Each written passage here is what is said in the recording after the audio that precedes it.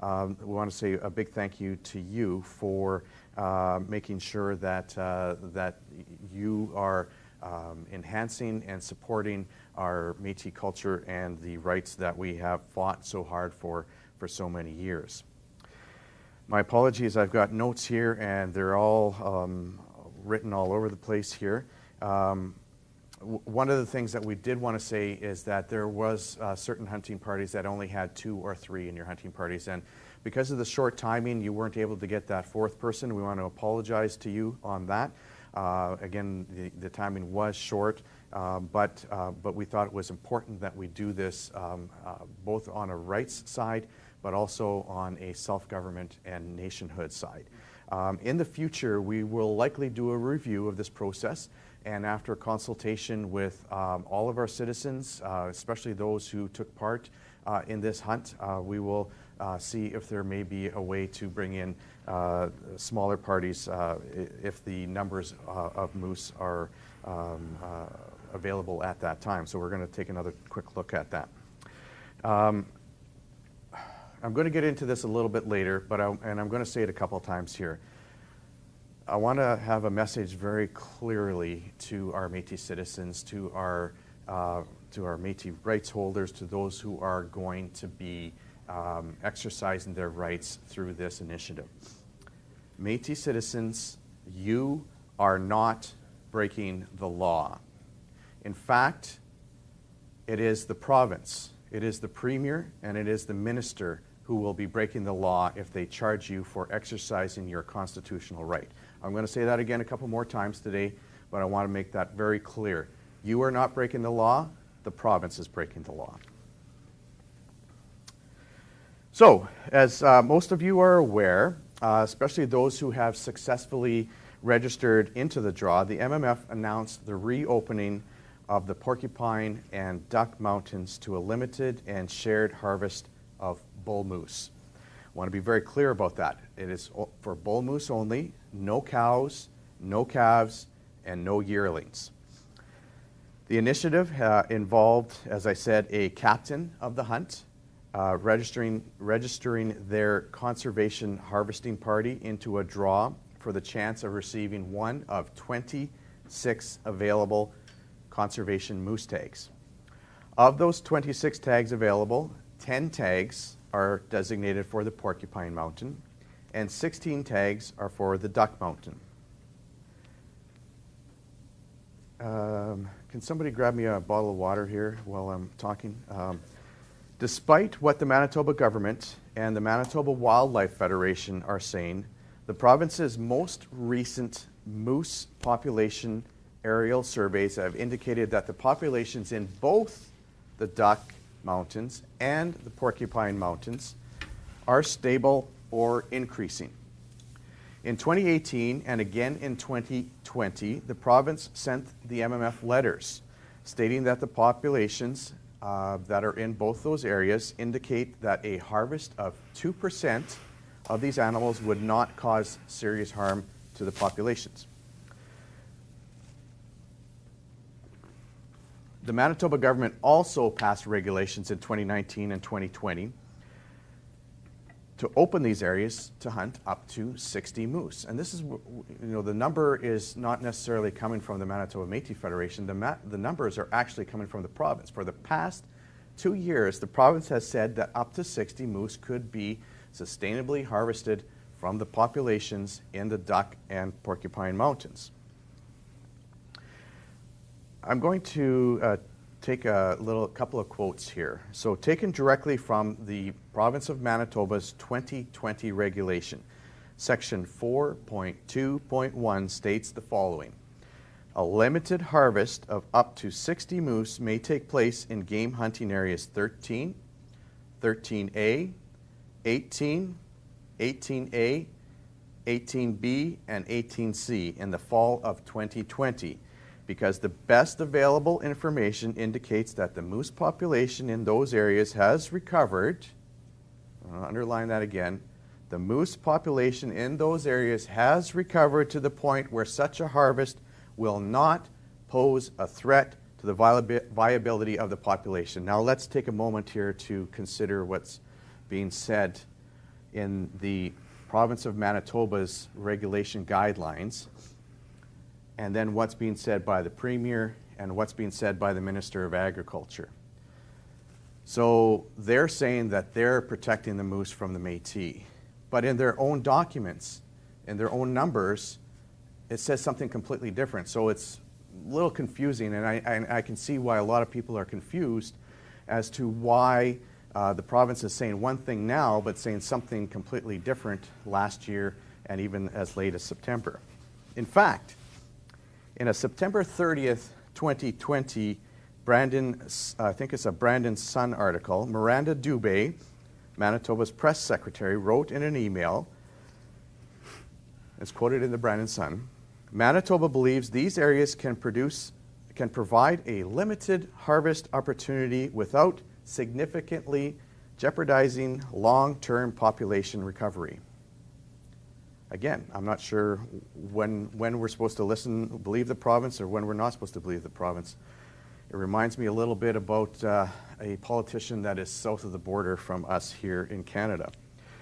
Again, consistent in a letter dated September 28, 2020, Director of Wildlife and Fisheries, Rob Olson, stated, quote, while each of these moose populations are showing slower than anticipated growth, we believe that each are at a level that could support a limited harvest this year. Now, I want to take a little bit of time and explain a couple things here. I'm going to go back to a press release that was released by the MMF, I think it was last week.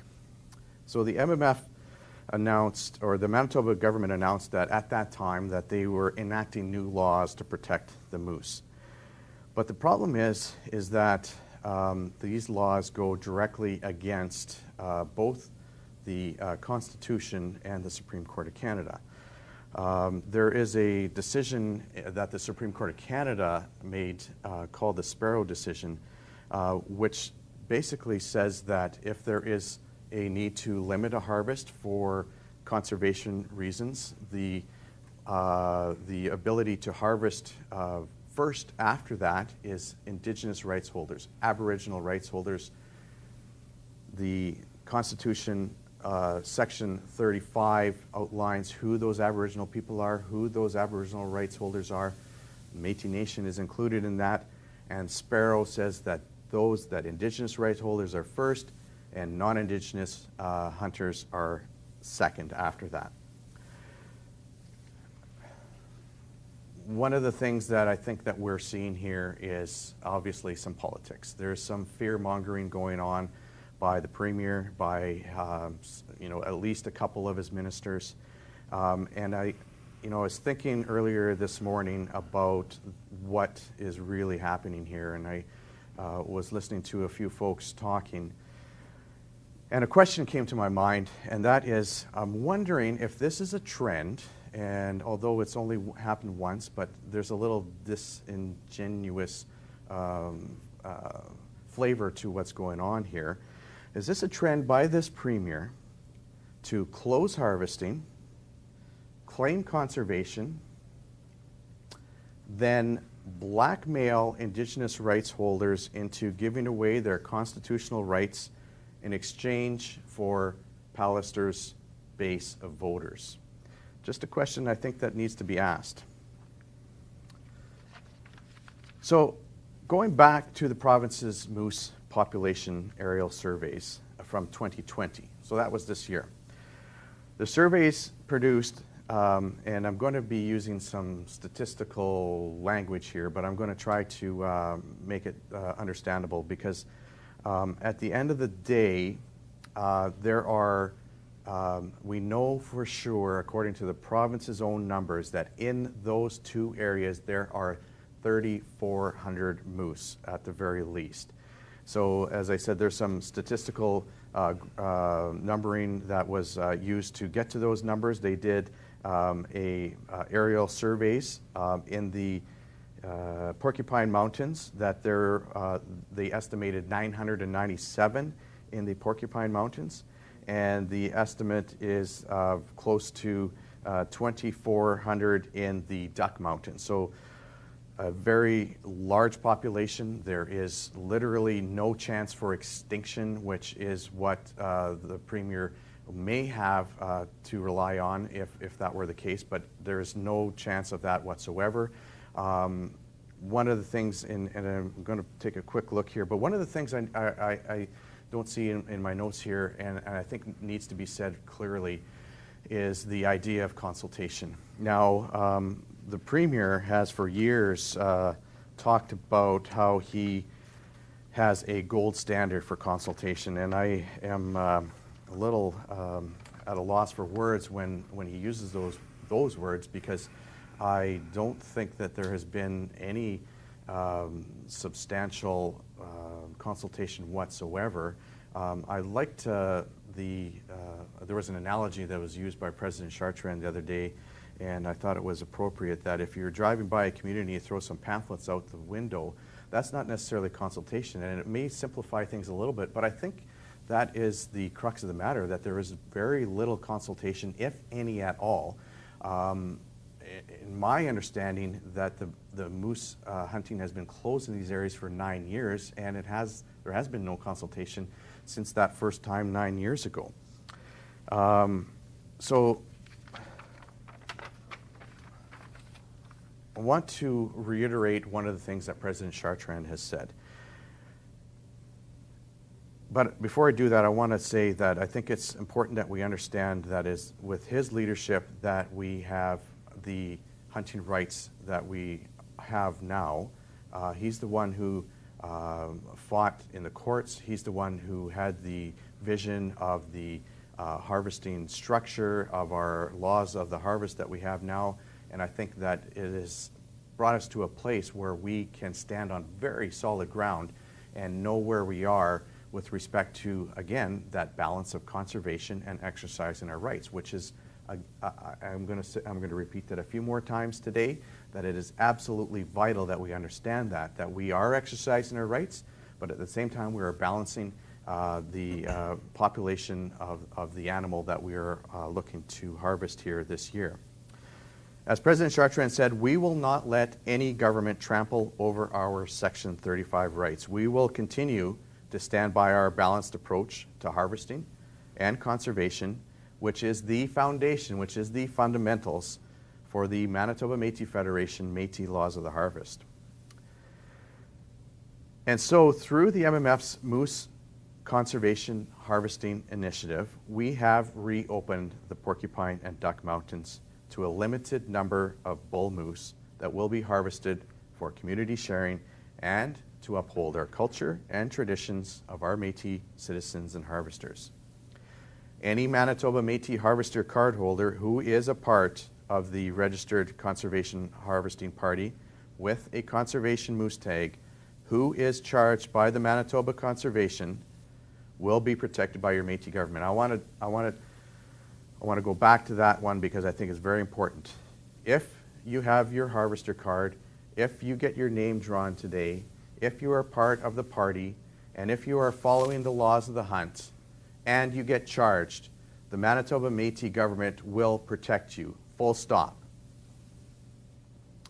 So as a quick reminder, the participation in the Moose Conservation Harvesting Initiative requires all Métis harvesters to continue to adhere to the 3rd edition of the Métis Laws of the Harvest.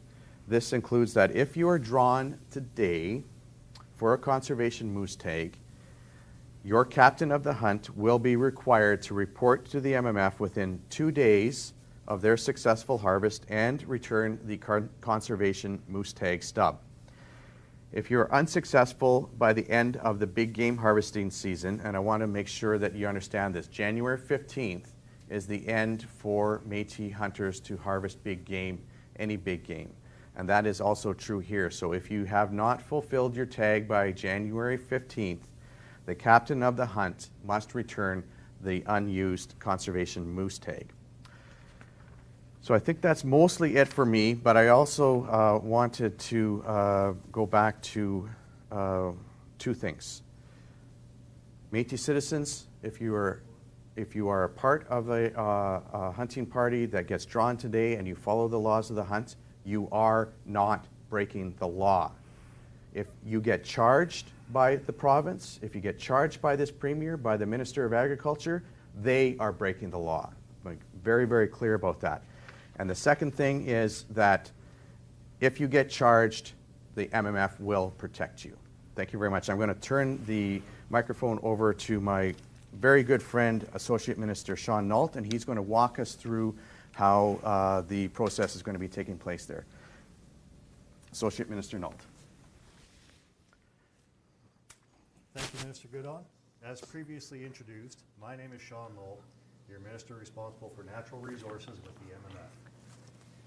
Before we begin, I will be taking the next few minutes to walk us through how the lottery-style draw will be managed in order to be fair and 100% transparent, while also ensuring the privacy of our Métis captains of the hunt and their harvesting party members.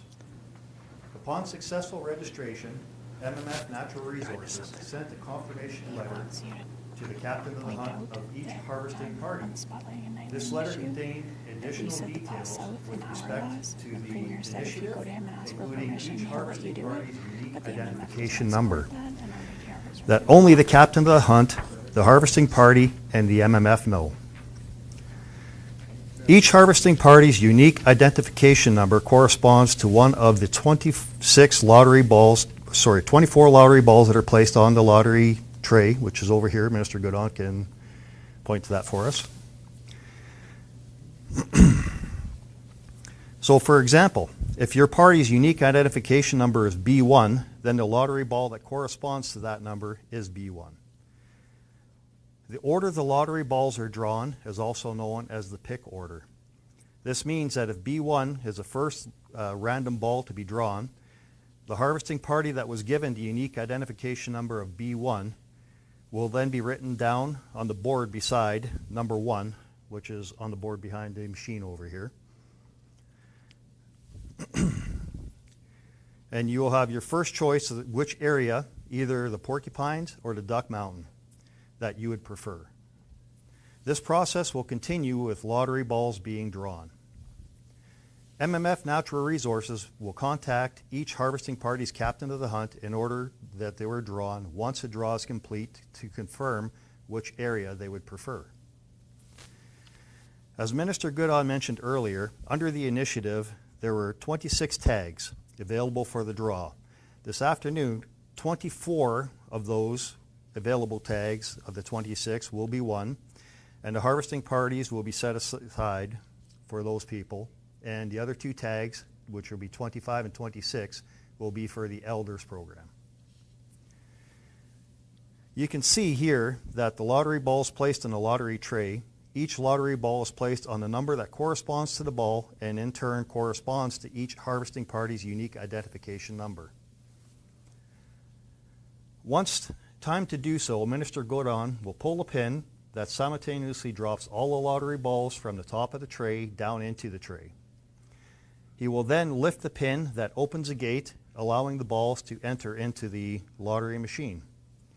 Once the lottery balls have fallen into the lottery machine, Minister Goodon will then close the gate and turn the machine on.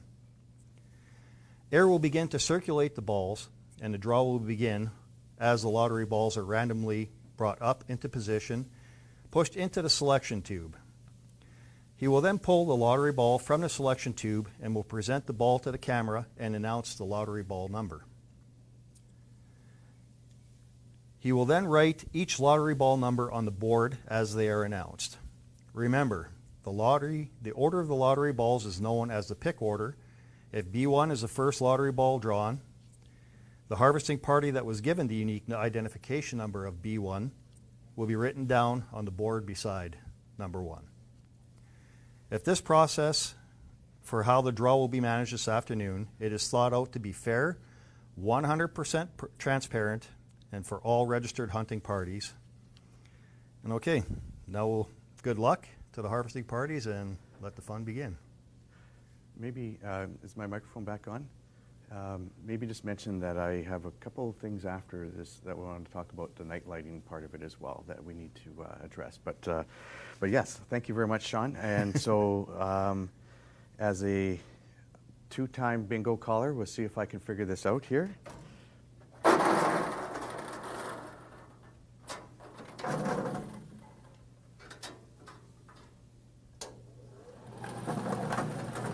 Oh, we got one already. We got one already. All right. This is exciting, isn't it?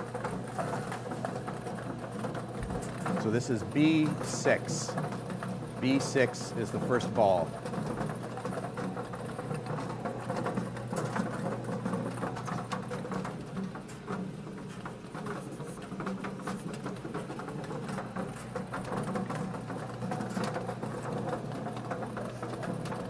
B9. B9 is the next ball.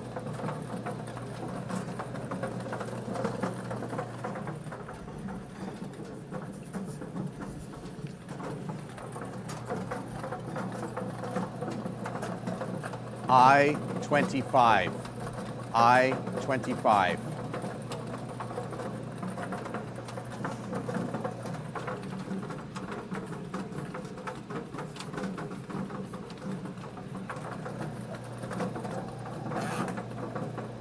B7. B7.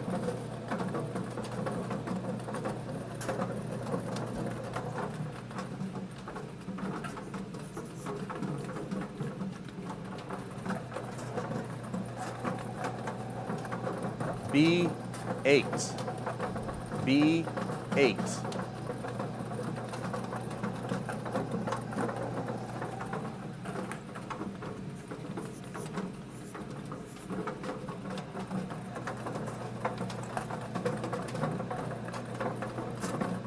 B10.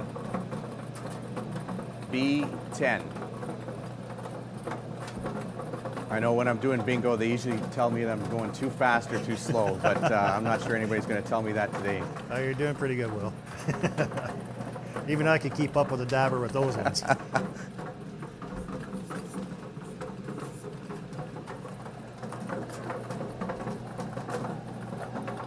B5.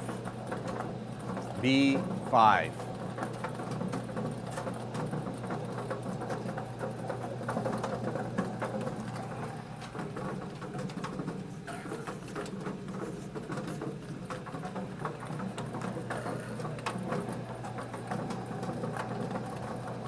B2.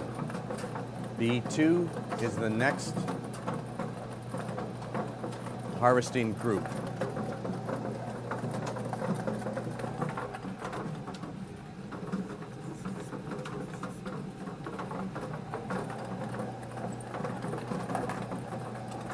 B4. B4.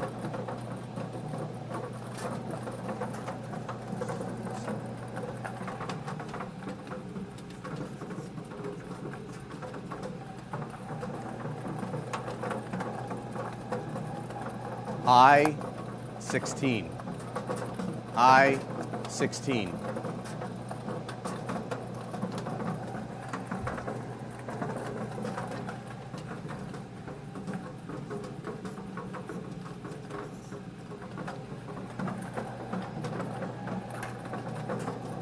I-17. I-17.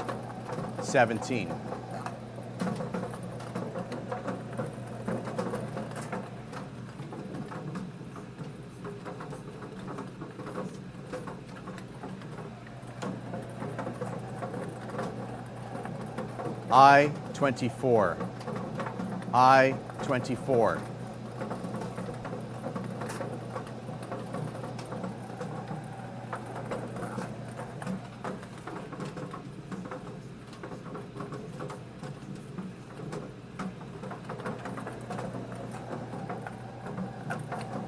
I-23.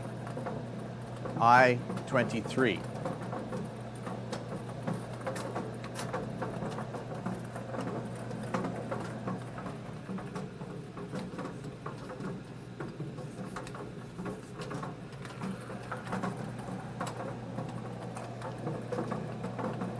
I-20.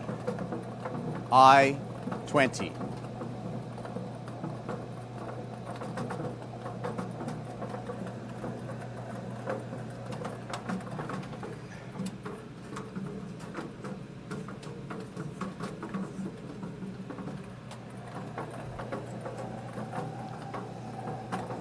B13.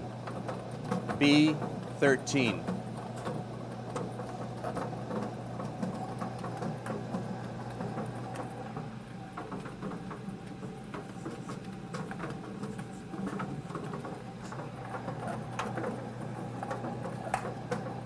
B1. B1. I hope that when you're getting your names drawn out here that you're all yelling bingo at home. They probably are.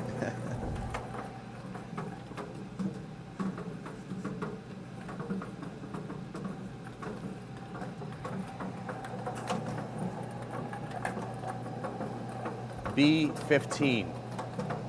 B15.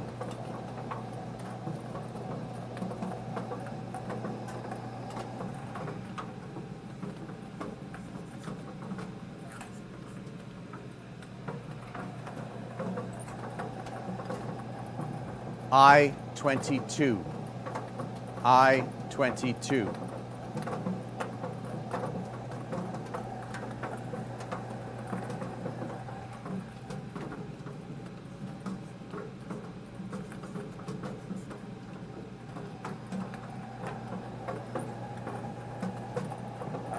B12. B12.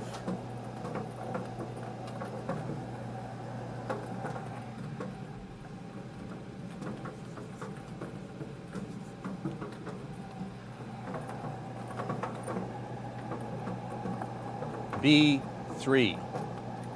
B3.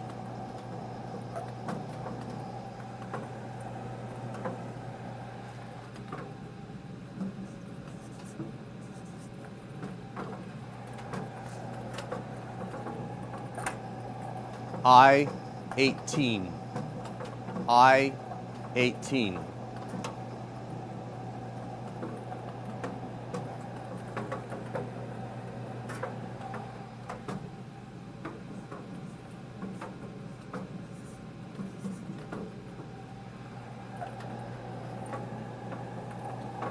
I-21. I-21.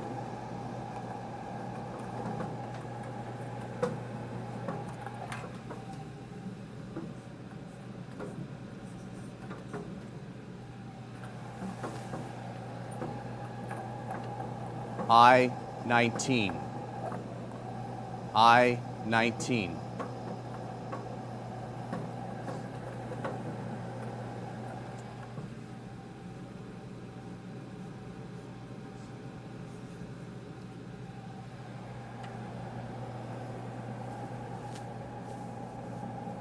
B14.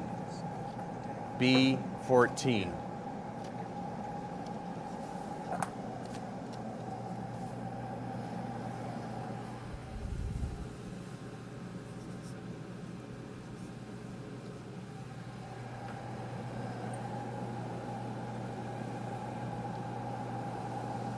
I-26.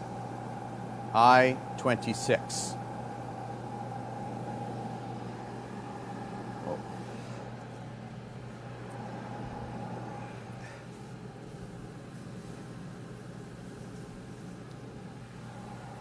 And just so everybody knows, that is B11 stuck at the bottom there. He's kind of stuck on the lip. So he's the last one. So we're just going to say that B11 is number 26.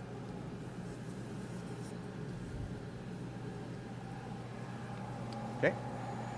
We're off.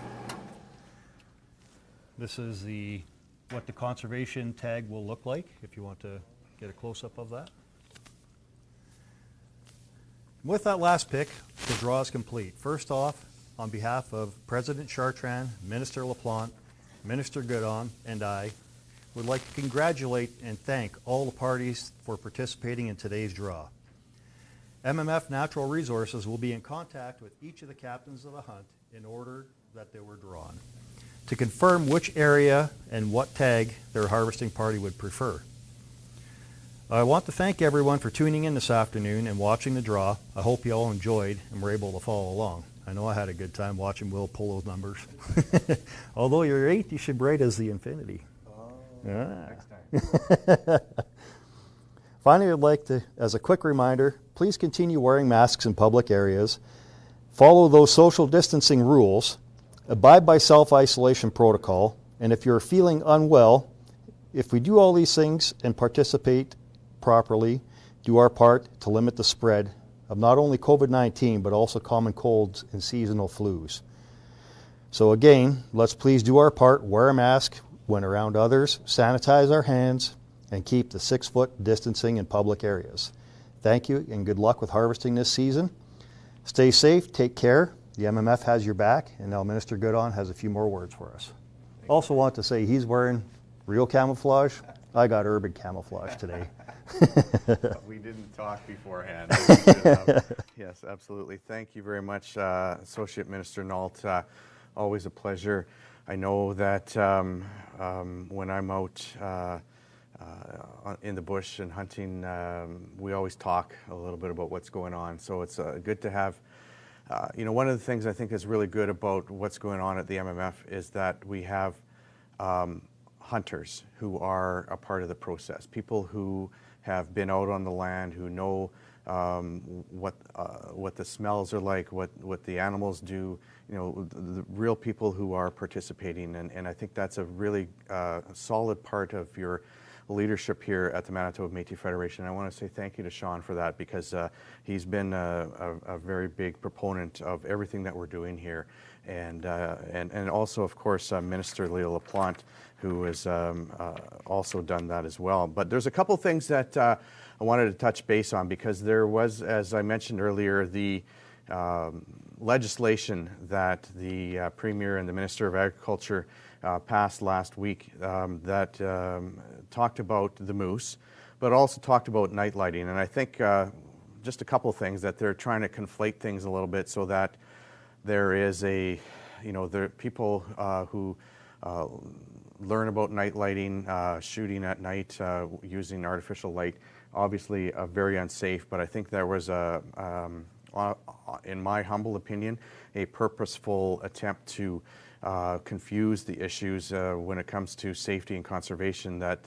And then there was a not maybe implicit, not explicit, but maybe implicit, that that Indigenous harvesters are neither safe nor care about conservation, and which is exactly the opposite.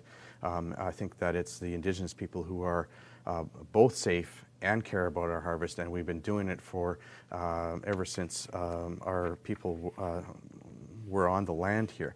But I wanted to talk about the night lighting issue in particular. So when this issue came down a couple of years ago, the Manitoba Métis Federation on its own went out and consulted with thousands of citizens across Manitoba. We asked our citizens what they thought, because there have been some court cases that have upheld the rights of Indigenous people to use this type of harvesting in certain circumstances. The people who who told us what they thought were very aware of the safety issues, very concerned about the safety issues. And so the MMF put in our own law that south of the Pas, there would be no night lighting. There would be no hunting using artificial light. Now, apparently, the Premier has said that if a Indigenous person were to come to him, he may give them permission to go out night lighting. But we want to tell you very clearly that the MMF law, if you did go out to get permission from the Premier, that would still be breaking the Métis laws of the harvest. We would not protect you.